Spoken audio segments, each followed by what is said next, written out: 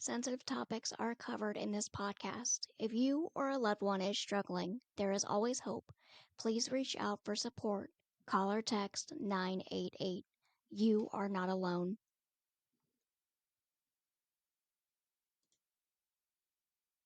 Hello, and welcome to Oops Palsy Podcast. Happy Friday. Thanks for joining us. This is our episode 2, Friday Find Out. This is where we answer questions that we find online in order to help out the community with their questions, comments, and concerns. So, first of all, I just want to say thank you so much for the support, everyone. The channel got more attention than I initially expected it would, especially for the first couple of days. I was kind of blown away.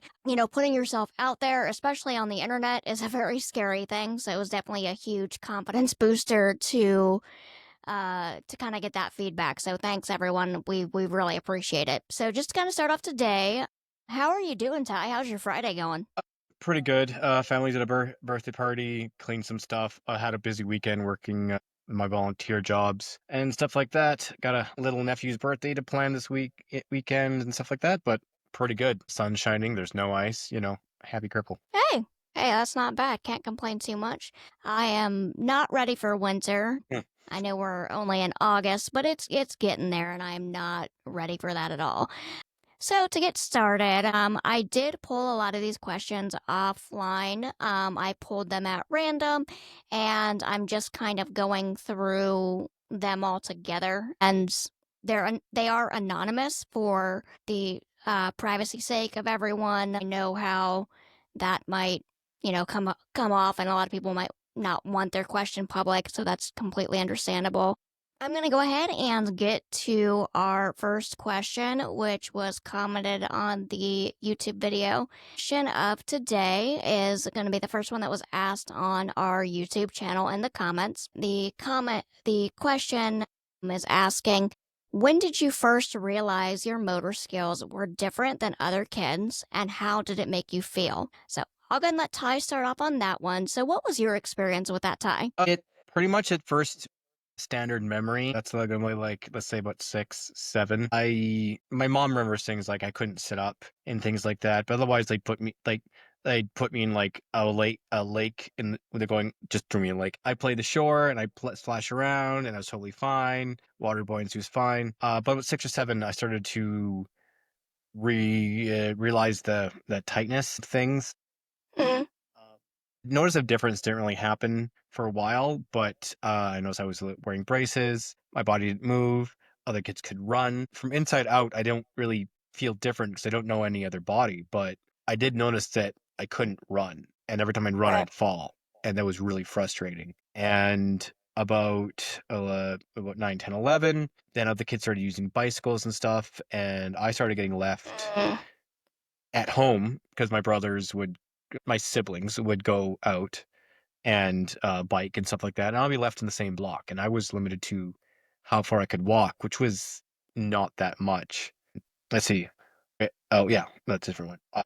And then about 13, 14, about the time of puberty, I started to, because my body dysmorphia started to grow, and then I started to become, sexually aware and started liking partners and stuff. And then I started becoming notice difference that I wasn't as able, muscular, able to do the jobs, able to drive a car, and real or real not, right? As an adult now, I know like I have other attributes and yada yada yada, but Right. it still affected my psychology where I didn't think girls deserve something other than me because then they would want someone physically better and stuff like that, and that affected me mentally, and it was untrue. It was just a teenage thing, Yeah. Yeah. but it still affected me and affected my behavior. And then like job time, like 17, 18, 19, 20, I started trying Right. to join the job market, and I struggled so hard and put all my effort in and barely made anything, and still being afraid of debt and stuff like that. And then having to literally read social anthropology, like sociology, to not take any shame in taking supports. I was raised in a Right. sort of area, so taking government handouts wasn't really was looked down upon as a personal level, right? Until I realized like I just call myself a corporation and I've got corporate subsidies. I shouldn't feel guilty about that. Yeah. And then accepted that. I accepted the fact that just because I'm physically different doesn't mean no one's gonna be attracted to me at all. And it's just the comment was like, how do you get How did it past make that? you feel? How do you make me Yeah. feel, and how do you get past that stuff like that? And it's just because you're a different person doesn't mean you don't have abilities that will apply to the world or people will appreciate. For instance, I would be a completely different person if I did not have cerebral palsy. Okay, there's certain traits and genetic traits in my family that would pop up and not be counter learned if I didn't have cerebral palsy. I am a Right. gentler, more methodical, forward thinking, group thinking person because I have the palsy. I have to slow down. I have to think of every movement. I have Right. to think of others because I rely on others and others rely on me. So social credit really important to me because I have to rely on others. And therefore, Right. helping others is also important to me. Like it opens up your empathy more because you struggle with this disability. I would say for me, to answer that question, I would say for me, it was about the same age when I had that kind of realization. I would say probably about 6 or 7, and about when my friends started riding bikes and everything. Probably one of my earliest memories where I felt different was I went to go meet up with a friend. They wanted to put me on the back of their bike. So, how like one kid will like ride the bike and whatnot, and then they'll just stick you on the back and whatnot. And in order to get on the back of her bike, I had to climb up a little hill because I'm short. But so as an adult, I'm 4'11", so I was like really teeny tiny as a kid, and I had to get up on the back of the hill to get my leg over her bike, and she had to like lean the bike into the hill, and it was a whole mess, and I could tell she got a little frustrated. And then after that, we just walked to her house. We didn't bother with the bike anymore because it was too much of a pain in the ass to like try to get on the bike and everything. And then I would say probably about 5th grade or so is when I started to kind of notice it socially because I was in the AFOs and the leg braces. I would get questions asked anytime I wore shorts. I would get a range of like kids asking politely, like, "Hey, what are those? What's that thing you're wearing?" And then I would get the like mean girl, the wannabe mean girl, like popular kids that would be like insulting about how they asked it and everything. I had rocks thrown at me. Oh my God. Christian school. Jesus. Yeah. I didn't have to really deal with that, but I did deal with like a lot of psychological bullying. Girl bullying is different than boy bullying. Oh yeah, it is definitely way different. My dad tells a story where I was in kindergarten and this kid was pushing me over, and I couldn't stand really, right? I was kindergarten level braces and stuff like that, and I was playing in the sand, but I've always been arm strong, lift myself Right. up by my arms, not by my legs. And this kid's pushing me and taking, the weak kid, right? And my dad just sits like, my mom goes to stop something, and my dad like puts his hand out to stop, and because I reach behind me, not even coming up from a crawling position, grab the kid's shirt, pull him directly into the ground because I was that strong, and just started wailing on him. And my dad's like, my dad was he'll solve it. Just because he's got palsy doesn't mean he can't solve it. Well, I mean, it's a mixed bag with that kind of thing because you gotta. I mean, your kid's gonna get bullied. It is the nature of the game.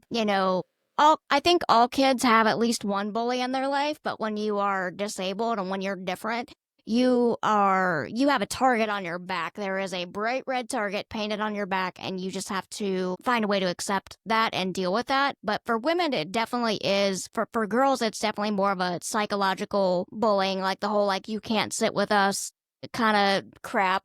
Mm. And I would say for me also, I would say probably as time went on, I just stopped wearing shorts. Like I just would not wear shorts at all because it got to the point where anytime I wore shorts, I was getting asked that question and I hated it because a majority of the time it was really rude. And when you try to explain to a kid, I have cerebral palsy, and then they look at you like you have two heads, and then you have to explain what that means. And they're still looking at you like you have two heads because it's kind of difficult to comprehend, especially as a kid that doesn't deal with it. It's worse You when they know, look at you like you got a communicable disease. yeah, yeah. And then I would say probably about at 8th grade and 9th grade is when I started to kind of notice it more and more. But thankfully in high school, I I've kind of found myself like a niche group of friends. I was in the whole like emo goth cycle of like friends. So I ended up with probably about like 10 friends that we were all really close and we'd all kind of like hang out and gather in one area kind of thing, which I just think is like kind of great. Like looking back on it, like, I'm already on the out crowd. I might as well be more out and like just go the whole like goth emo style, like, Okay, okay, I okay. don't want to be part of society. I was a goth punk. I wore spiked bracelets only because the leather protected my wrists. My grandpa was like, why are you wearing that?" I'm like, "Grandpa, it's because I fall a lot and it doesn't so you scrape my wrists. And people don't push me because I have spikes on me." Joined the wrestling team, hung out with the wrestling kids, hung out with the art kids in the theater. I was social butterfly so much that I didn't realize it. I thought I wasn't popular. Weirdly, it's such a weird feeling. You go to graduation, everyone's like, "Yeah, Ty." I'm like, "You know who I am?" Because I was Yeah. the token crippled kid. That is such a weird experience Oh in my high God. school. Yeah, like how they make how like on South Park, they have Timmy and they make him All like the my token. friends That's would make that joke. They go, "Timmy Timmy," and I'd be in my oh wheelchair and my I go, God. "Timmy Timmy," and they'd laugh and it became like this thing that was positive. Like my disability became positive at that point. Right, right. And you have to be positive about it because, I mean, if it's a difficult disability to live with, and if you're not positive about it, you are going to end up so miserable that it's like at a concerning level of misery. So you have to be able to be positive about it. And thankfully for me, I had like a decent group of friends. I wouldn't necessarily call myself popular, but one of the girls that was my best friend in high school, she was actually the first person I met in ninth grade. And I was a weird kid. Okay. I was a weird kid. So when I met her, she walked up to say hi to me. And at this point in my life, I was very defensive. I distanced myself. I hated people because at this point, like I was just bullied up until this point. So she was kind of like the first friend that I ever actually made. But the introduction was I was getting into my locker. She went to say hi to me and introduce herself like a normal person. And my response was to hiss at her like an angry cat. Okay, I'm back. I was such a weird kid. And somehow that made her like kind of latch onto me and we ended up being best friends and she was pretty popular among like our circle of friends. And I think that's kind of what helped me get through high school. Like if it was not for that niche group of friends and if it was not for her sticking up for me, because I had such a close group of friends and we were already on the outside of everything, because like we're already not going to be the popular kids. We're like the emo goth group kind of kids that everybody doesn't really. You either are liked a lot in that group of friends, or you're an outsider. So you're not going to be like the popular all star cheerleader preppy kid kind of crap.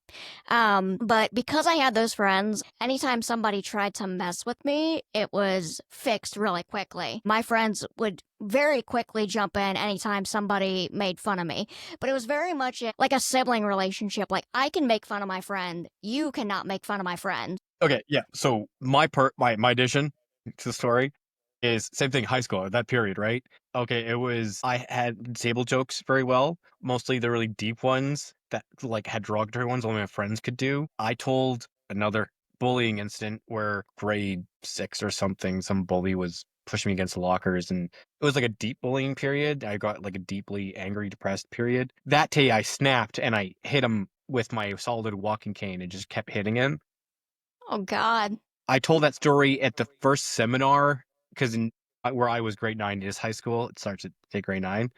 Yeah. They're like, "What are your bullying stories?" And I was told how I just literally beat the crap out of my bully with my walking stick. And he's like, "Great story, but we don't do that in the whole auditorium of kids." So that was my introduction story to high school. Then I joined the wrestling team. The wrestling team, we're not basketball, we're not track meet. We're all a bunch of weirdos ourselves, all super muscular kids who like working out, but we're all weirdos and geeks, basically, Yeah. who got muscular. The fact that I hung out with them, plus the first story, I always had guys who were, even if they're 5'6", were built like like tanks. Oh my Kind of gosh. weirded off anyone from actually doing anything. And then I was a super friendly person no one could get mad at. You basically like acquired your own security team. The God, the posse. Every person was like, especially my coach was an ex-Olympian. Okay, Mr. Lougheed, great guy. He Yeah. I went in and it's like, yeah, he just accepted me. He just accepted me. He just like, this is Ty. He's joining. And then from then on, he made an exercise plan for me, different Mhm. than the other kids. They ran up the stairs. I ran up the bicycle ramp, but he did not push me. He pushed me as much as he thought I could, but ex-Olympian and all that. Right. I became so muscular, I could pick my mom, when my mom was play wrestling or whatever, and Good just God. toss her to the side, right? Good Like, it was God. just like I became like he just trained me so much, and because he accepted me, didn't go, "You're too crippled." The high school vice principal tried to be like, "Do you want to do floor hockey instead? You might get hurt here." Yeah, I want to be running on gym floors, totally. But What?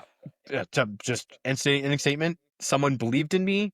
They pushed me, even though I hurt. They made sure I stretched all the time, and oh my God, I became the best I could be. Yeah.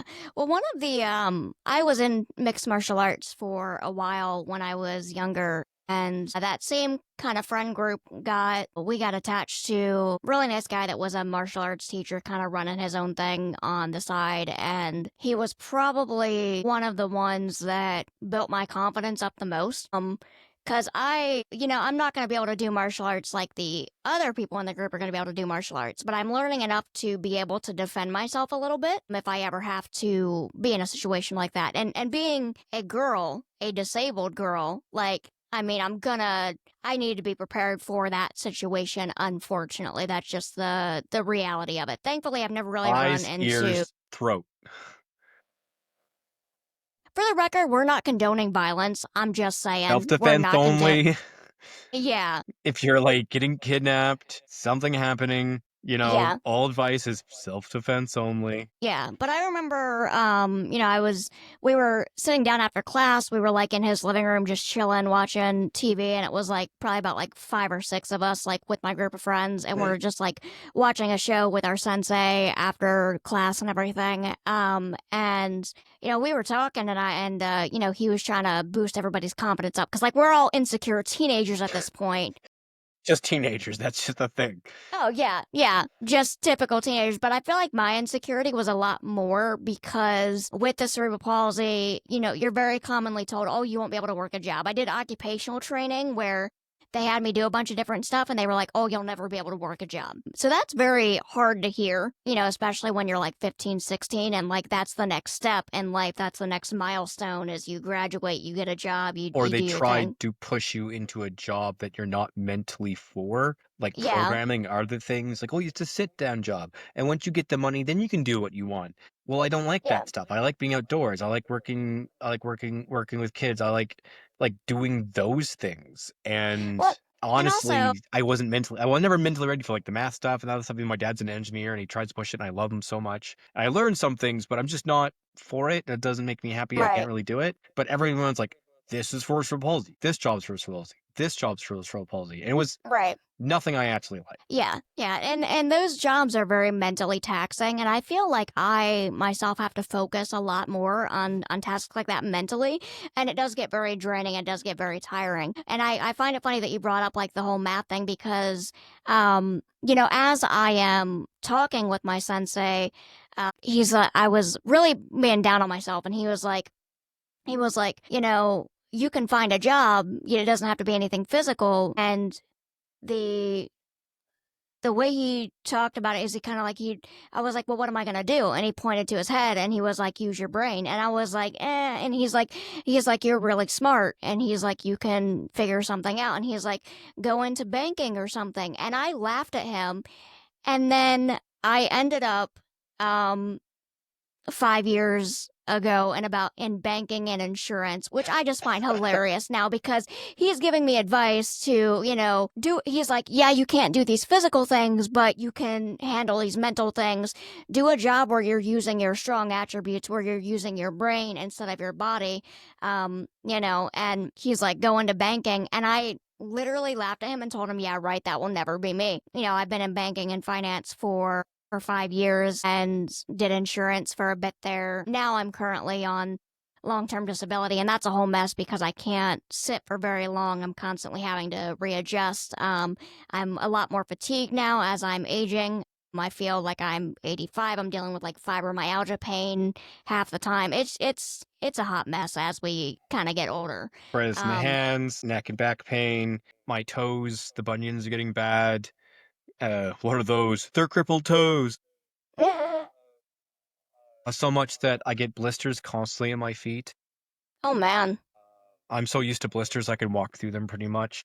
The toes are warping in one area, and Oh, the more I get older, the worse it's gonna get. But the more we are aware as disabled people that you are in a meat suit that will rot at one point. No one escapes this. It happens to everybody. Some of us, it's earlier, and maintaining it extends that period of not rotting. so it's a grim way to think about it, but you're not wrong. But yeah, and yeah, so I think for me that was a huge kind of turning point is him building that confidence up in me and everything. And I can't thank him enough for kind of having that confidence in me. Just the fact that somebody was like, "Oh yeah, you can do something," and he was the first person that taught me, especially with the martial arts and stuff, that there are workarounds. Like you're not going to be able to do everything, but there are workarounds, and that was a huge confidence booster. You just have to, ironically, you have to be flexible and work around what you can do, and that was a huge booster for me. And so I think for me, if it was not for my group of friends, if it was not for my martial arts teacher, if it was not for the people in my life that really helped kind of boost me up, I don't think I'd be here. Like it's very difficult being the odd one out and viewing yourself as the odd one out and being so down and so hard on yourself because you can't do the things that other people can do. Especially, Feeling physically different, and yeah, this setup, what we're saying right now, works for almost everybody because it's your support network. We yeah, had, even though our lives are difficult in certain points and it's not been totally easy, we're here because we've had good support network. right, right. And I, for me, it was just having that support network really made a major difference. And it's not something that I realized at the time because I was still very hard on myself at the time. I was at that point in my life where I'm not going to amount to anything. I'm not going to be able to do anything. I'm not going to, I'm going to be stuck living with my parents forever. I'm not going to be able to be independent. I went to this occupational clinic and they're saying I can't work a job. I've talked to this doctor and they're saying I can't do this or that. And it weighs you down. It weighs you down to a degree that I don't think people quite understand. Every one of my dream jobs, I was told I can't do. Yeah. I always wanted to be a vet tech. My family were dog groomers. I love animals. I love relating to animals. I love learning about animals. Anyways, I always wanted to be a vet technician. I went to college to try to do loans, stuff like that. And I was basically told because I can't lift 200 pounds, even Oh, though yeah. most of the job is literally just desk work, right? You're a vet nurse, basically. Yeah. Because I couldn't lift 200 pounds, I couldn't even enter the program. And that Yeah. just jailed my entire life for a bit. Yeah. So I actually myself had an interview for a job at one point for a dog groomer at a pet place, which will not be named because legal reasons. I did this interview and the lady loved me, but she was like, look, we do have a lift requirement of lifting 200 some pounds. I'm like, who? You are breaking people's back, like lifting a 200. Like, no, that's ridiculous. First of all, like, I don't, that's going to kill people's backs. Second of all, like, but it was ridiculous because, there wasn't even hey, well, I don't know if this will be a good fit for you. We can try it and see how you do. There wasn't like an accommodation workaround or any kind of question or concerns about that. It was just, oh, you're this tiny girl and you can't Got Paul. lift more. Yeah. And so that I had gotten denied. And the girl was very apologetic. The girl that I interviewed with was very nice. And I understand that, like, when you're business is business. And when you're hiring somebody, you need to be sure that they can do the job from go kind of thing. And I'm going to say my entire family's business was burnt down by the beast fire in Alberta. What oh a my home gosh. business, right? We were dog groomers, okay? And I'm going to say I worked for my mother, okay? I worked for my mother. My little brother the big muscly one with no palsy, was the one that handled big dogs. The ratio of big dogs was not enough for the weight requirement to be, and mostly you just encourage them to get on the table unless you're trying to Yeah. wrestle like a big dog, even then they should be sedated. Newfoundlanders would drag you to the bathtub to be bathed again because they just love Yeah. water so much. My Yeah. mom would handle the Chihuahuas, Lhasa Apsus, Pomeranians, and I would bath them. That was my job. Bath, then dry, clean up, and make my mom lunch, and she paid me a Right. wage. So if I wasn't dog grooming, like cutting, scissors, hands, restraining a dog, even though you're supposed to have dog restraints, and other stuff makes your job easier, there was no way you couldn't be at least the assistant in the office doing Right. everything I just described. Right. It's I do get it. It does suck. And one of the things that for me that was really difficult was just kind of accepting that there I'm gonna get rejected. Okay. It's like that really affects the rejection sensitivity. That's something that, we deal with a lot is that rejection sensitivity. And when you get rejection after rejection after rejection, that wears on you. And I think that's something that's difficult for parents and teachers and other friends to understand. And it's not that they aren't sympathetic, but it's the amount that you're down on yourself as a person being disabled, the insecurities that you deal with being disabled, I think go a lot further than the average person. So that's a great note to move on to our next question, which is my son, 9, has cerebral palsy and is part-time wheelchair user. Part-time. Again, we not all of us use our devices all the time. Right. Attention, ASD, and ADHD also, you do, is currently crying his eyes out because he wants to be normal and not have cerebral palsy. Whew, emotions. Can you please tell me things about cerebral palsy that benefit your life? Not too long questions. He has their he has theirs much more worse than good, and I need to help him see another side to this. My addition to that is you are tougher than normals. Your life will be tougher. And because of that, you will have technically, on average body weight, more endurance than other people. And not mean like you're not going to get tired faster or whatever, but like you can put up with more because you're used to it more.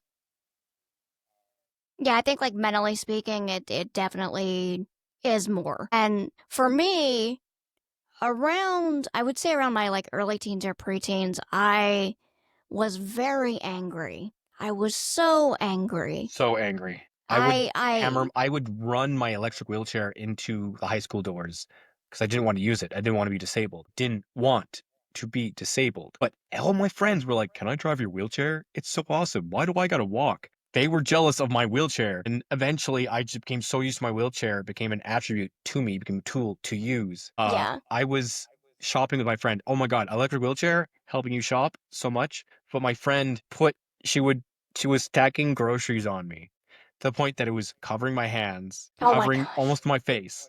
And it was up to here. Just buries you in a mountain of Yeah, groceries. and she was going to put a one thing over like here. And we were already in line waiting to buy it all. And I was like, you put one more thing on me. I'm no longer a human. I'm just a grocery robot. And the lady Oh behind my us laughed so gosh. hard she snorted. That's yeah.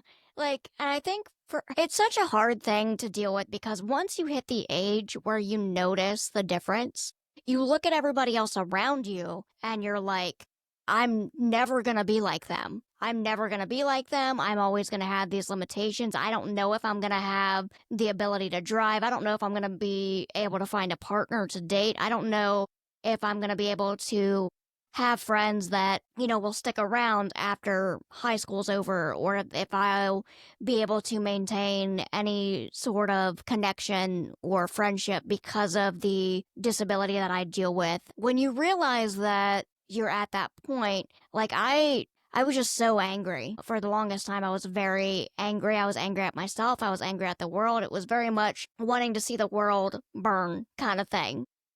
I abhor weakness in myself and others, and it's such a rage at some point. Turn to tears for my body, especially when it's winter and Oh, I yeah. heat up. I've realized that's become my strength because I strive to be a better person. Anything I view myself emotionally, never like incel behavior or stuff like that, then I'm like, oh God, this is a weakness. Yeah. It's not a strength. Toxic masculinity or other sort of behaviors. It's like, oh, this is a Yeah. weakness. This makes me weak. I don't want to be weak. Yeah. I am not Yeah. weak. And I work out, I read things, I go to psychological help, I improve myself. Yeah. Yeah. And I think what most people don't realize is it's those emotions are a roller coaster because sometimes you'll have a period where you have a lot of confidence in yourself. And then you have a period where you hate yourself, you hate that you exist, you hate that you can't be like everybody else. And it is such a painful feeling to deal with. And I had depression that was so severe that my parents, my friends, everybody was legitimately concerned. I was in and out of therapy, on and on different medication. I was really having a very difficult time. And my dad, his heart was in the right place. I love my dad very much. My dad is the best dad that I could ever ask for. But one thing my dad said when trying to help me through the depression was something along the lines of never make a permanent solution to a temporary problem. But in my head, I am the problem. I am So the it's like, permanent how problem. do I, like the body that I'm in and the emotions that, like, I am the permanent problem. So it's like, so that just kind of made it worse in a way. But I know my dad was, he had the right mindset. He was doing his best to help. And, what do you say to your kid when you're watching them struggle and you don't know the right things to say? You don't know what to do that's going to help them feel better. You, as a parent, are distraught because you're on the outside looking in and you can only do so much to help. And then at the same time, you're constantly having anxiety and worrying about them because they're coming to you like, hey, I am extremely depressed, and you can't really do anything. You have to basically watch your kid learn to go through that painful process of accepting who they are. My addition, same thing, depression, stuff like that. Someone asked me, have you thought of killing yourself? And I was like, yeah, doesn't everybody? Just off the cuff, because I already came out of it. And I Yeah, accepted it as like a waves, and sometimes in waves, and sometimes get out of waves, sometimes a high, sometimes a low. And eventually just ride the roller coaster, and it's just normal. It's just normal. It's like, why should it be just? yeah, And it became less and less. But the person looked at me like it was horrifying that I just said that. right. Well, Um, and it's a then weird thing to, yeah, it's such a weird thing to realize that feeling that way is not normal, and both not ways, ever, it's normal, it's not normal, but also it's normal, right? Like, I was just yeah, thinking about like depression and people's thoughts and like, please don't do it. Never ever do it. Things always get better in some other yeah, way. You can move locations, find different friends. But everybody on earth, no matter if you palsy, whatever, gets depressed at some point. yeah, Everyone on earth hits yeah, a point. Even rich people, they have problems too. yeah, You will think of it at one point, which is why my statement was doesn't everybody, because at the point, everybody at one point has that thought. Even if you don't, I don't think those thoughts. Maybe you don't have it now. Maybe your life isn't good now. yeah. Maybe it's just a thought in the back of your head. Maybe one day is too hard. Yeah. Well, I think the average person, like, while they might have those thoughts in passing and they might have like those hard days, when you're in a body that you don't love, that you can't change, that it's not like I'm going to be able to work out and I can improve my muscle stiffness, but I'm still going to have this disability that puts me on the outside of society. I And can I work don't, out the best I can, but I will always be the best person with cerebral palsy. yeah. Yeah, like I don't think most people have that self-destruct button in the back of their head, as at least not to the degree that I experienced. And that was really hard to get through. There are things now that I still struggle with that every now and then. As an adult, the great thing is, as an adult, you just stop caring. I don't care what anybody thinks. I am living my life, and if anybody has a problem with how I live my life or my existence, that's their problem. I'm just gonna do me. I'm gonna live the best life that I can. But it's a struggle getting to that point of self-acceptance where you go from like hating yourself to being able to love yourself. Um and Me having palsy, walking in malls with mirrors and thinking I'm walking normal and seeing I'm walking janked. I look right, like I'm not that crippled. I look in the mirror, I'm walking. Oh, well, I'm crippled. right, And right. then my thing, adult, not caring. Hey guys, everyone's gonna look at you. Everyone's go, wow, Yeah. that guy's crippled. Own it. Own it. Wear good clothes. Style yourself the way you like. Be outspoken. Be And loud. Because yeah, people will look at you. Doesn't matter. If you don't like it, I'm sorry. People are gonna look at you. Own it. yeah. That's just, I mean, like I said, that's just the nature of the game. I've seen a lot of comments from parents that are like, well, what do I do? My kid is struggling socially with this, and he feels like he's on the outside, and he feels like I'm watching my kid be so frustrated about this. The best thing that you can do as a parent, the absolute best thing that you can do is build up your child's confidence as early as you can in their life.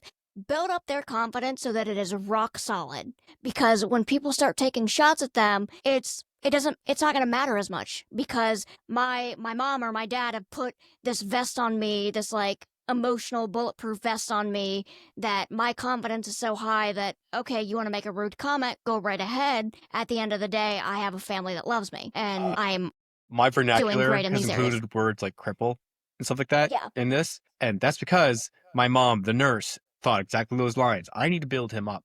I need to make sure he's strong against the world because I can't always protect him. I can't always be yeah, there. My own family calls me cripple.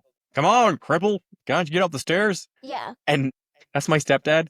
And people looked at him horrified, Oh my god. like, So, "Oh my god, you're so yeah, mean to him." But yeah, because of that, people go cripple when I'm like out or whatever, or they go drunky when because they think I'm drinking. I don't drink. I hate yeah. alcohol. I don't care. You're a crippled F. Yeah, and Yeah, yeah.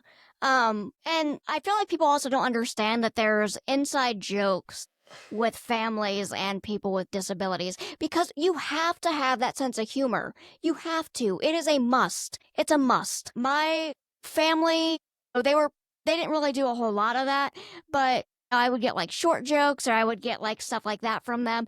But my friends would make comments and jokes. They'd be like, "Well, why do you run like that?" And they would be like, "Hurry up, you're slow." Like, and they would make fun of me, like being slower than everybody else in the group. Or I would have friends that would just pick me up and carry me because like they're trying to get someplace. And they like, I had one friend who picked me up and just took off running, which is funny when it's your friend. It's not a stranger. terrifying No, otherwise. Oh yeah, oh yeah. But I had a lot of friends that really helped me build myself up, and there's a difference between making fun of a family member for having a disability and laughing with them about the struggles that they deal with. And that's what you have to get to a point where you can laugh at your own struggles, because it's frustrating that I can't open childproof things. But, that's a frustration that I'm going to deal with. And I've when done I'm trying hand to, workout things to the point that like I got the strong hands now because I got to lift myself up. So yeah, I'm the one who opens jars, but then other men my own age can't, and I'm like, yeah. I've been piggybacked. I'm 39. I'm still being piggybacked by my friends. Yeah, I got piggybacked across Cincinnati when a while back, when this was like years ago. But I couldn't walk anymore. My legs started getting sore, and we were like walking through the city, and it was like 4 or 5 miles. And my friend was like, "Hey, do you just want a piggyback ride?" And then I piggyback rode them the rest of the way back to school. And it's very nice, because when you have those friends that are willing to help and not make you feel worse about it, like they'll try to have fun with it, or they try to have fun with you, or lift you up in a way that actually helps build you up. I am streaming at a birthday party. Yeah, but so my we kind of derailed from that question a bit, but your kid's gonna be angry. It is a phase of acceptance that they have to go through, that they're gonna go through, and the best thing that you can do is be like, "Hey, I know you're angry.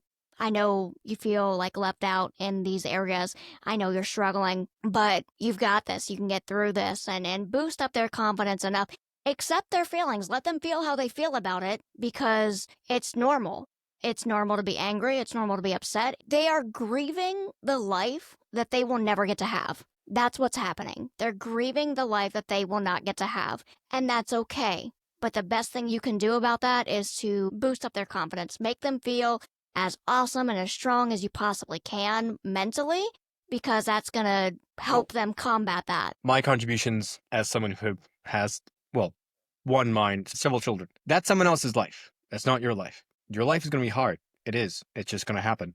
But you'll be stronger for it. People will like you for who you are, and people who don't do not matter. I'm not going to lie to you. It will be a struggle. You will have to constantly push up a hill, but you will be a stronger person for it. There's things you Yes. like, there are accommodations in this world, there are organizations that will help you. Do not give up. That is for Yeah. other people, and your struggle will make you a stronger person. Yes. Yes. And we'll go ahead and move on to our next question here, just because I don't want to. I feel like this is a topic that we could kind of talk all day on. Yeah, basically. Yeah, yeah. So the next question is my Leave their son. name and where they are out of it. Yeah, that's what I was doing. So, yeah, we make this as anonymous as possible. So the next question is my son is 15 years old, is autistic, he has epilepsy, Jesus, plus cerebral palsy. He can't walk, can't talk, and I'm really struggling to meet his day-to-day needs. I had to quit my job to look after him. Life is not easy financially. I can't even take him to physiotherapy. It's so overwhelming. So, my first comment on this that I want to make is it is okay to feel that way. It is normal. You're not a bad parent. Feeling that way is completely normal. It's what that is caregiver burnout.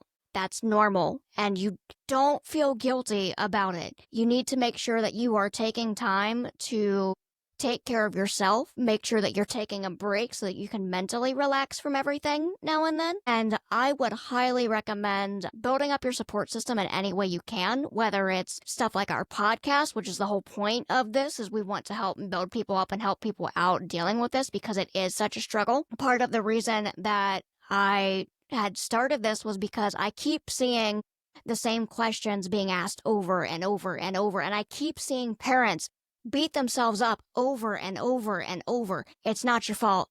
It's not. You can't blame yourself as much as you feel like it's your fault because you gave birth to them or whatever, happened medically. It's not your fault. Life happens. It sucks, but blaming yourself isn't going to help fix anything. It's only going to make you feel like crap. It's not it's something that was out of your control. So blaming yourself isn't going to help there. Psychologically, the past is the past. The past does not exist anymore. The future does not exist yet. The only thing that exists is the present. Do not Yeah. blame yourself for the past. You cannot change it. It will never change. It literally does not exist anymore. The future is something to look forward to. Do not worry about the future. Does not exist yet. Worry about your present. 2, there are organizations everywhere.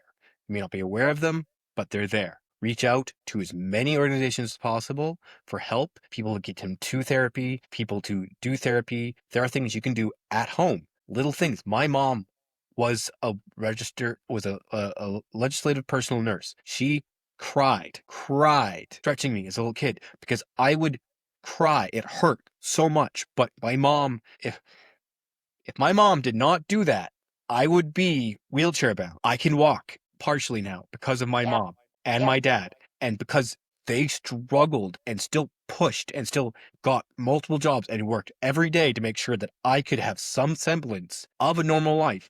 Yeah. I I am had to who I am today.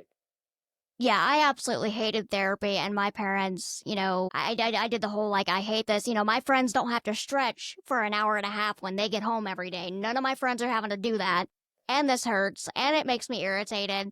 But my parents stayed on top of me. So you have to stay on top of your kid being active and your kid doing the things that they can do. And that's going to be hard because your kid's going to hate it. Your kid's going to hate it and they're going to cry, they're going to scream. Like you are going to have moments where you feel like you're putting your kid in pain. You feel like you're putting your kid in a bad position. You feel like you're making things worse. As much as that hurts emotionally, watching your kid struggle and go through the therapies, they're needed. And I see a lot of people comment about like how they really feel for their child having to go through everything and they feel like it's their fault and like they struggle emotionally with the fact that their kid is struggling with a disability. And that's normal. My kid fell the banister and broke his femur. Okay, Ooh, I am a disabled dad. Watching my child go through therapy to start walking again and his walking gait be different. He's playing basketball now. Okay, he's my little basketball. He's taller than me. Basketball boy. Okay, but it was hard. I cried at points because I did not want my son going through the struggles that I went through. But right. because I went through them, I could tell him, you just got to keep pushing. Don't worry Yeah. about if it changes. You can do other things. And I could tell him the things that helped me mentally get through the same period of teenagehood. Yeah. But back to like our main point with that question. 15 is a very sensitive age, and when you're dealing with, in this situation, her son can't walk, can't talk, and they're struggling to meet those needs. I'm not sure where this person is. I'm not sure if they're in the United States. I'm not sure if they're in. Oh, actually, never mind, they're not. But I'm going to look up some resources and see if we can help them find some resources in their area. And if we can do that, they're not in the, I don't want to give out where they are, but they're not in the United States or Canada. I think that might be in Africa. But Oh we'll my see if we God. can help them find some resources. It's a kingdom. Is it? Yeah. Oh, okay. Well, we'll see what we can do as far as finding resources. That's a large part of why we're doing the podcast, is because not everybody knows about the resources that are available to them, and that's part of why we want to help be there. But dealing with caregiver burnout, dealing with that kind of stuff, that's normal, and having to quit your job to take care of your son and deal with those financial struggles on top of everything else.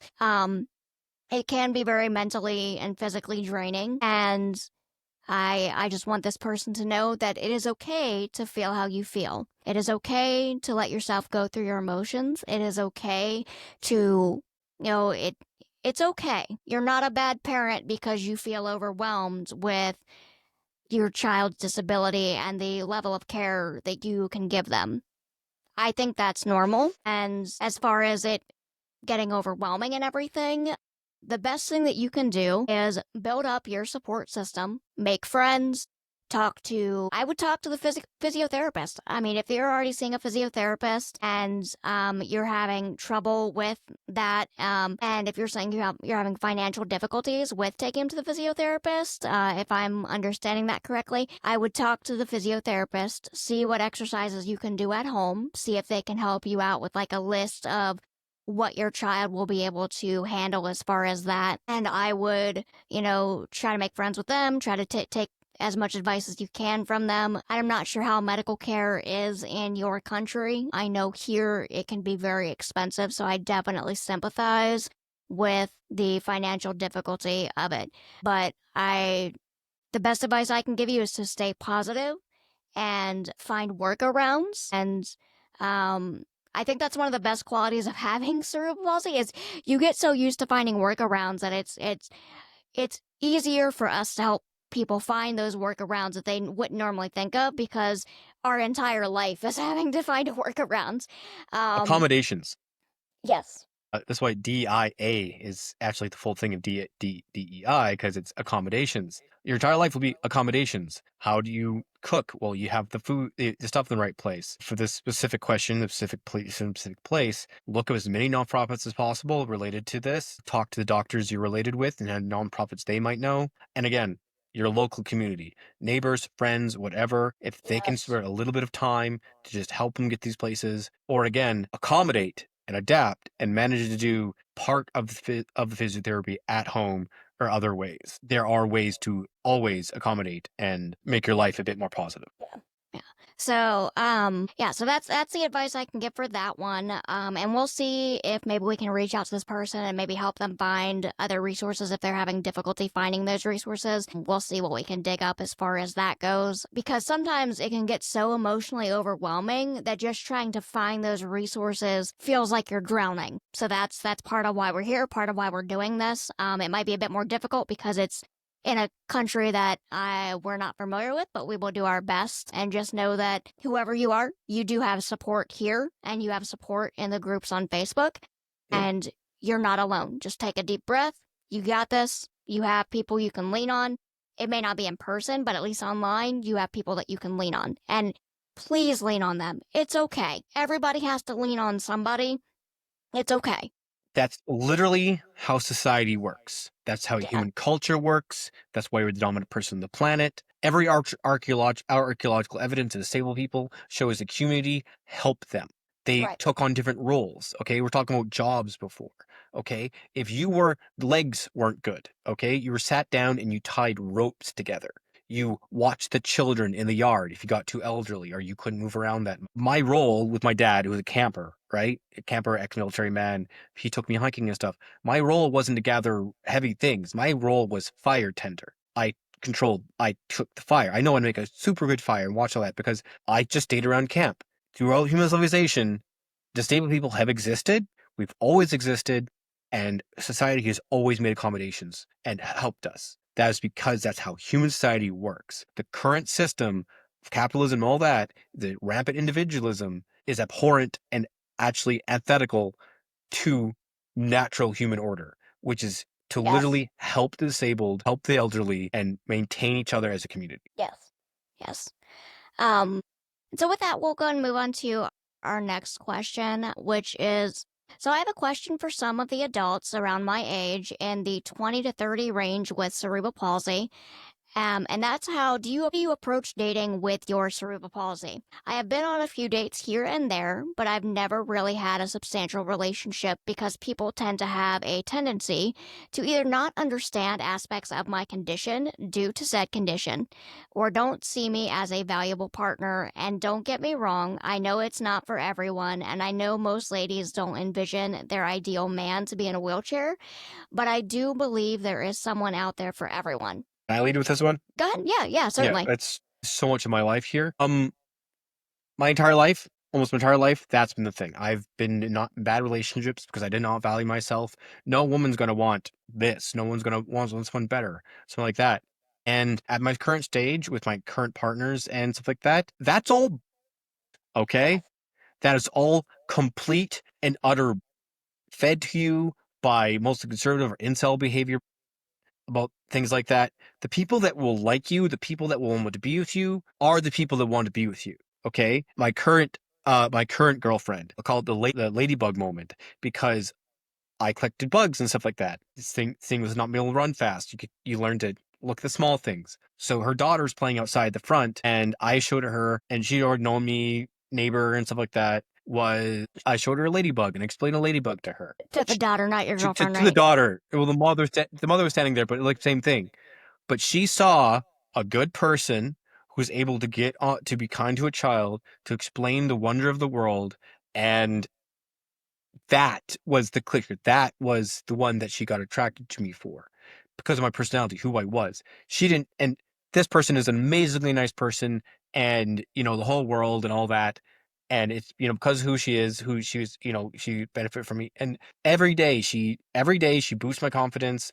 And I was like, even though yesterday I'm supposed to take the kids hiking, she's like, I'm gonna let you off because yeah, I want to go a bit faster. And I'm like, you just don't think I can do it, but any other way, Rude. yeah, yeah, right? I Rude. took a nap. My nephew went hiking, but either way, but all the other way, this woman does not see me like that. Yeah. I saw me like that. This Yeah. woman did not see me like that. And any woman, any no man, partner, I don't care who your gender or like stuff is. The person that accepts you is the person that you should be with. You don't worry about the people that don't accept you or can't Yeah. envision themselves with a person in a wheelchair. Those people aren't for you. That's there's no way to build a relationship with that. They're meant for other people, and there's no there's no way for you to feel bad about that or even be angry at them. Yeah. You can't force someone to love you. But the people that will love you, the people that will accommodate their lives, accommodate you into their lives, will be the person you can be with. Just conversation and stuff like that. My attributes. I'm a cutie patootie. Okay. My attribute to attract partners to me is because my personality, my kindness, my ability to accommodate, my understanding, and my ability to sit there and listen to conversations and give a crap about other people's emotions because there's not really any way I'm getting out of a situation. So I learned the ability to actually hold conversations, which other men do not have. So if you're worried about someone only wanting you for your physical attributes, that's maybe like 25, 50, 55% of the population. The rest will love you for who you literally are. Yes. And I Um, would say, as a woman, I'll kind of chime in here too. My story is a bit different because I didn't really have a lot of experience dating. I kind of found my person in high school. Stupid rare, I know, but I found my person. And what I have learned through that is the person that matters, the person that is the person for you, will not see your disability. Yeah, you're disabled, but they're not going to see that as like a major factor. They're going to look at your personality, they're going to look at how you treat them, they're going to love you for you, and they won't see your disability. That doesn't mean that they won't see like your limitations and stuff, but they're going to see you for the person that you are, not for the fact that you're in a wheelchair. And as a woman, if you can be confident, okay, confidence is sexy. Hating on yourself is not. You don't want to get into a relationship and have to build someone up and make them feel it's very difficult to do. So love yourself, be confident. The first step for that is accepting who you are and accepting that you're not going to be everyone's cup of tea. And that's totally fine because they don't matter. If they're not the person for you, they're not the person for you, and the person for you isn't going to look at your disability and go no. Because the person for you wouldn't be the person for you if they did. So you see what I mean? And another thing is if you have confidence and you can make someone laugh, that's your in. Okay? Especially with girls, if you can make someone laugh, that's your in. Just be confident, be funny, be good to yourself and love yourself and accept who you are, and they will too. In partnerships, and this is psychological reading of my partnerships, especially for being male, the expectation of you doing certain things, earning certain money, being physical protection, other things like that. A lot of that is more or less BS. My partners fill other attributes I can't fill, and then I fill other attributes they can't fill. I am confidence booster. I talk them. I psychologically help them. I take little jobs away from them. I'm there for them when they need someone to talk to. Yeah. All those parts that I fill for them, and they fill for me with planning and parts that my brain can't really do. They get things, they lift things. My current one of my girlfriends, literally she does this thing where she comes up behind me and pushes the cart when she sees me struggling, and I'm like, I can do it myself. And I'm like, she's like, I'm not doing anything. And I look behind, she's not doing anything. But then I start pulling the cart, and I feel it get lighter, and look back, and she's like sheepishly pushing the cart. People partnership will be a mesh of different attributes and different skills, and you do not have to be the same to be a couple. Yeah. Yeah, no. So I think what most people, when it comes to relationships and dating, I think it really is like finding your other puzzle piece because you balance each other out. Like my partner is not a social person at all. I handle all the socializing, I handle all that kind of stuff, and he drives me around because I don't drive. So he'll drive me around, he'll take care of things around the house that I can't. So if I can't lift something, if I can't do some physical thing, he does it for me. When he's putting stuff together and he asks for my help, basically that help equates to he just wants me to keep him company while he puts whatever stupid thing it is together. And so you balance each other out, and you have to find the person that is your other half, that is your balance. And that's going to take trial, and you will get rejected. And it's not personal. It's just they're not the match for you. And that's okay. And so I would, just keep pushing through, just keep at it, and you will eventually find your person. My person, she doesn't handle conflict well. I can't run away from conflict, so I'm either scare people or I'm good with getting out of situations. She puts me forward to deal with difficult people, and she drives and can do things like that. So Yeah. whenever we travel anywhere, she's the driver. I'm the co-pilot. I'm the Yeah. entertainment. I deal with difficult people when it comes to purchasing or vagrants or stuff like that, or people that want selling the stuff. And then she does all the bones of it all, and I do the face because she's socially anxious. Right. Yeah, so it's just about finding your other puzzle piece, the person that kind of balances you out, you balance them out, you help each other out. And that's going to be trial and error. And just know that it's not a personal thing. It's just if you get rejected, you get rejected. They're just not your puzzle piece. And that's okay. Which I think we can segue into the next one from Yeah, that yeah. one, which is sometimes it's like the people closest to us just don't get the impact of CP and other disabilities in our lives, which talks about personal relationships, right? My experience, my family is super supportive, and I could not be the person I am with my family. Some days they don't understand that I'm not lazy, I'm exhausted. Right. And other parts of that. Discussed previously with my grandfather. Didn't understand, thought like me wearing spike leather bracelets was a teen rebellion thing, not a adaptation to my disability thing. It's not a phase, Mom. Yeah, elderly World War II grandpa, right? Some aspects partners didn't understand and things like that. And it feels really weird explaining to people. But even my own family, who is super supportive, sometimes drops the ball. My sister-in-law is one of my best supporters, and I angry in the morning because I'm tired and exhausted. I can't get through my asthma. I explain this to her. She wakes me up earlier, gives me a time to wake up, gives me a coffee, Right. and then I'm productive and I can do anything she asks me to because she asked, I explained, and it went through. The other bunch of my family just gets mad at me. I love my mom. My mom will come over. She'll take everyone for dinner because I don't wake up fast enough. We don't get ready fast enough. She'll go, well, I guess she doesn't come with us, and she'll go, and I'll get leftovers. Oh man. I'm fine. I'm fine. I'm playing video games, whatever. It's my mom, just my mom. I love my mom. But Yeah. that's one of the things my mom does, even though she's a nurse that basically stretched me and made me the confident person I am. Yeah. I feel like for most people, it's a weird, like, up and down. Like, sometimes they will be completely understanding, other times they won't understand. And I feel like part of that is frustration on their end because they're so used to dealing with people that are normie, that don't have disabilities. And sometimes it's easy to forget that you can't see all the struggles that someone's dealing with. You can't see their fatigue. You can't see that they're dealing with this, and this. And then it's like, oh well, why can't you do this? And it's especially with cerebral palsy. For me, I have a lot of fatigue that comes and goes. So there are times where, I'm not going to be able to clean. I'm not going to be able to cook. I just don't have the energy for it. Um, you know, it is frustrating, but it's something that the other people in your life have to accept. And I feel like everybody kind of goes through those phases where they'll have one day where they're understanding of their disabled relative, and then they'll have other days where they can't understand why, and then they get frustrated. And I don't think that's abnormal.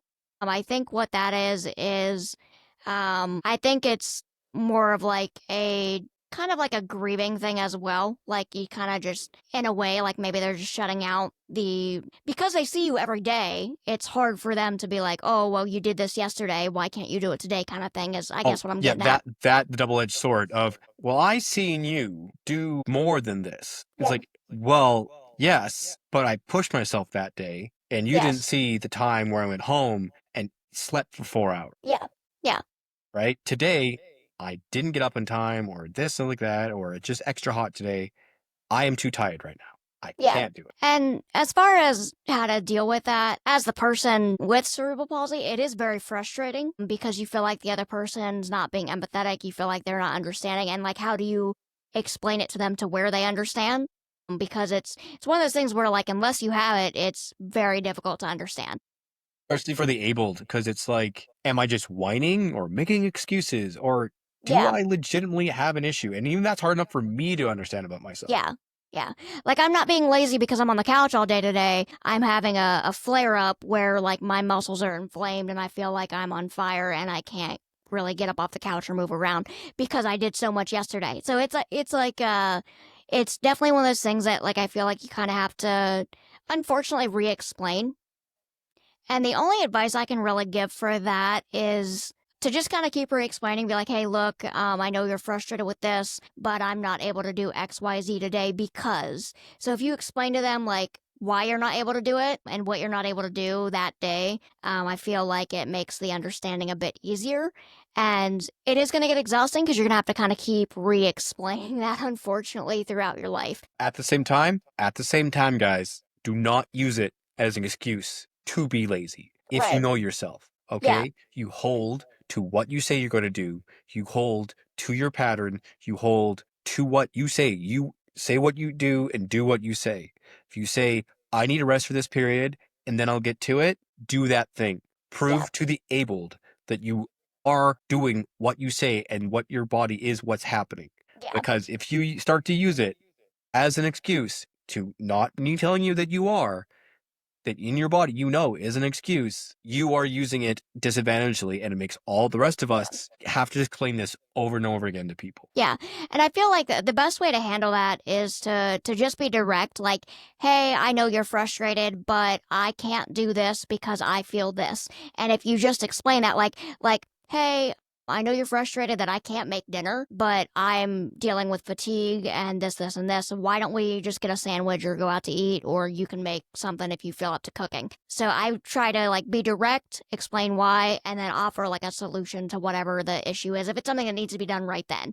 If not, then I'm like, I'll get it later. And that's the accommodations thing. When you make supper the night before, how about agreement as if we're a couple in a house, roommates in a house, dinner thing, supper before, you make a bunch of extra chopped up vegetables. You don't add to the first meal. You fry it again for hash browns or something the next day. It's Yeah. all about accommodations.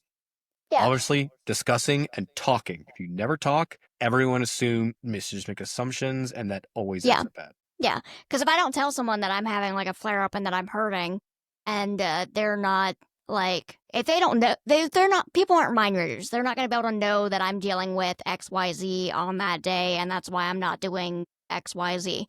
But yeah, that is frustrating on both sides. And it's just kind of a matter of fact thing. Just be direct on that. And then onto our next question. This is going to be a fun one to explain. Hopefully, it doesn't get too downer. But the next question is, how does cerebral palsy feel? As an able bodied parent, I see the outside of my struggles my daughter faces, but what does or could it feel like to her? Now, I have a good one for this. okay. Something I've explained a lot. Me personally, again, not every single person with palsy. I am in a Tin Man suit from Wizard of Oz. The more it gets cold, the Yes. more I get tired, the more I rust. The more I rust, the stiffer my limbs get, the stiffer my body gets, and my brain, I feel I'm normal. I do not know any other reality, but I can physically feel a difference between my mental what I'm going to do and what my body actually does. Right. It basically is, to me, my interpretation is we are in Tin Man suits that are not our bodies. Our brains, I have dreams of jumping and running. My brain thinks I can do those things. Yeah. But then I rust. I get cold, Yeah. I get tired, the limbs tighten, the limbs stiffen, and that is frustrating. Yeah. Sometimes it's Like, painful, but mostly it's frustrating. yeah. So like, I mean, I can run and jump, but it looks like a cartoon. It looks comical. And It I've been called, I look like a baby moose when I run. The legs go out because there's no inner leg muscle, but I can sort of run, but the knees go up and the knees go out. The legs go out. Yes. I was gonna ask if you do that too, because my legs, like when I'm running, my knees will kind of do this, and then I'm like that's how I run. It's ridiculous. Yeah, the feet come together, but when the feet leave up, somehow for some reason they arch out Yeah. like an ungulate, like a long-legged ungulate, like a moose does when they're babies and they're running. I run like a skipping deer is like how I like to describe it. Jumping, that jumping of clearing distance and not having to have your feet hit the ground to trip on things. Yeah. It's like hopping like a bunny, but running at the same time. Yeah. The balance for me is also interesting because sometimes I can balance around things pretty easily. I'm very petite, so I can like squeeze between things pretty easily. But then there's other times where like I have to like hold on to walls and I have to like use something else to balance myself. My house has stains of handprints that I had need to wash because I bounce off halls. The best Yeah, place you I just lived do it in, like yeah, yeah. I'm walking down a hallway and I'm just kind of like ricocheting like a pinball because I'm just like Yes. falling this way. I push off, I push off, I push off. The Yes. best place I lived in, it was like just a single hallway and a living room, and again, stains in the wall. My sister-in-law gets mad at me all the time. You can tell where I get up and get down because again, right where my handprints are. Yes. I can, I am the best get you home safely when you're drunk person because I am imbalanced my entire life. I can explain to you how to be balanced while you're imbalanced. Yeah. Yeah. And so the thing is, like, to go back to the main point of the question here, like, cerebral palsy is going to feel different for everybody. Cerebral palsy, I actually just learned recently that not everybody with cerebral palsy deals with chronic pain, which blew my mind. Right? Right? What do you mean? What do you mean your muscles and tendons tighten? What do you mean you don't deal with chronic pain? Like what? Yeah, I don't know. I had asked on the subreddit, on the cerebral palsy subreddit, about dealing with the pain and everything. Because I was like, why do people think that cerebral palsy is not painful? Because it is muscle spasticity. It it does hurt. Like and to have people be, I had like 5 or 6 people be like, oh, I don't deal with chronic pain. They're like, my muscles will get tired, but I don't deal with like chronic fibromyalgia type pain or like joint pain or anything like that. Like, and that blew my mind because I, I still don't get it because I'm like, what? What do you My like? back hurts right now, and I've been sitting. The Right. lower muscles in my back have just tightened and they hurt. Like, what? Yeah, yeah, that blew my mind. So I would be fascinated to kind of have science look into that. Like why like what's the differing factor between why some of us are hurting and dealing with XYZ and others aren't. Like, is it Because it perception? Is it something you don't register as pain? Or you're just so maybe. used to it that it's not, like, to me, people are like, does that hurt? And I'm like, no, I've experienced so much of this that's like a dull ache, like a cut or something, because I smashed my Yeah. elbow so much. Every summer it's summer, my elbow bleeding. Like, Yeah. But like I'll get to the point where like I hurt so bad I have to wrap myself up in a burrito style like in a heated blanket because my I'll have like basically what feels like inflammation and it will feel like my body is like burning and like I'm swollen and I deal with right about like the cartilage. yeah, yeah, and like joint pain and stuff like that. So I don't that is very fascinating. If somebody wants to kind of discuss that in the comments and give some more information on if you don't have pain with cerebral palsy and you want to talk about that, please give us more information on that because I'll do my you're internet sleuthing and figure that out. oh my gosh, you should be studied. You should be studied if you don't have pain with if you don't have chronic pain with cerebral palsy, you need to be studied. But yeah, like cerebral palsy feels different for everybody. As a parent, you're gonna watch her struggle, you're gonna feel bad. You're not always gonna understand what she's feeling, what she's dealing with. Um, if she see talk to her as much as you can. If she seems like she's in pain, she probably is. Heat goes a long way with helping, and so like heat, like hot tubs, heating pads. I recently got like a neck heating pad that like drapes over your shoulders, like it buttons at the neck and it like kind of drapes down the back or whatever. Hmm. So stuff like that will help. Cold for me is terrible. It is.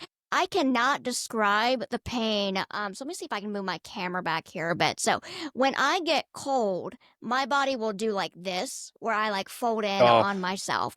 And it sometimes can take like a good 10, 20 minutes while I have to, at the same time, physically think about making my body relax. I have to physically think about untensing my body in order for it to get untense. And sometimes that can take a good 10, 15 minutes sometimes. oh my God. Just And that's, trying to relax and breathing and letting yeah. loose just Oh, so much yeah. time. And you have to focus a lot of your mental energy on it. And then you're like tired from that. So Trying to it's, get home in minus 25 weather as your body seizes and you're almost home, but you're dragging your feet and trying to oh, lift up your yes. feet. But then long johns and sweat and snow pants also restrict your leg Yes. movements. Yeah. I'm an adult. I have almost cried like only a few Oh, winters ago yeah. just trying to get home. Yeah, I've definitely done that. And there have been times where like I would walk home from a friend's house or whatever, in the snow and like I would, after a certain point, I would just fall over in the snow and I'd be like, all right, I'm gonna just lay here for a good minute. And then I would just lay there for like 3 to 5 minutes and I'd be like, all right, I gotta go or I'm gonna die. My And parents would dress me in double warm clothing and brightly oh colored yeah, clothing because my dad's statement was, well, at least you'll stay warm long enough and someone will see you in the snowbank. yeah, just in case, like, you collapse and have to just lay there for a bit. So yeah, cold really sucks. Winter really sucks for me. Weather changes, like when we're doing the shifts between the seasons, that really sucks for me. Basically, it just feels like I am swollen and I have like fibromyalgia type pain and stuff like that. I am now getting treatment for that. But it's very difficult to explain. So like how do I explain red to someone who's never seen red? Like Yeah. and it's going to feel different for everybody. Best thing you can do, ask your daughter how she feels because Yeah. it's different for everybody. Like, hey, I don't, can you tell me how you're feeling right now? Are you hurting? Ask direct questions. Depending on her age and everything, just ask direct questions. And when she if she tells you that she's too tired and stuff like that, just listen to her. You have to find a balance between pushing your kid and listening to them. And I feel like for most parents that's difficult, but I feel like for parents of those with cerebral palsy, it's a lot more difficult because you want to build your kid up, but then you also don't want to be an asshole and Yeah, make make them cry them. struggle. It's also like there are, Yeah, like we discussed in previous episode, there are multiple types of palsy. The Tin Man analogy might only be applicable to spastics like us versus right. ataxic and the other types. They might feel different. They might have different stories, which we probably should include eventually once we find the others. But yeah, again, ask specifically. What does it feel when you do this? When you do Yeah, this, how do you feel about it emotionally? Children are very capable of telling you verbatim how things are if you yeah, slowly expand it for them. They just not know yeah. certain descriptive ways to actually distinctly describe. Yeah. I find being direct is probably the best way because if somebody directly asks me, like, hey, how are you feeling? Hey, are you tired? Like that, it's the easiest way to answer that because it's a kind of a complicated thing to explain to someone. And then as far as the struggles that you're viewing, like I said, being flexible, adapting, if she has trouble, like myself, I get really fatigued when I wash dishes. So like I use a dishwasher, I basically just load everything in there and let it do its thing. Or if she's like playing, if she's like doing physical activity and she starts slowing down, that's, she's probably getting tired, which will probably happen a lot quicker. Myself, when I was a kid and I would go swimming at the Y, and the pool temperature there is not great for me. And my mom would see my lips turn blue and like tell me I have to get out and everything and I have to get out for like 5-10 minutes and go back in and keep doing the same thing over and over. I went camping with my friends, got in the lake, was so cold. I was my little rainbow floaty, but I got so cold my body locked up and I had to call my friends over who took me out like some like the mummy Ramses. I mean, Oh my being moved God. to like the Egyptian museum like this, and they both lifted my elbows and just placed me on the sand so I could warm up like some Yeah.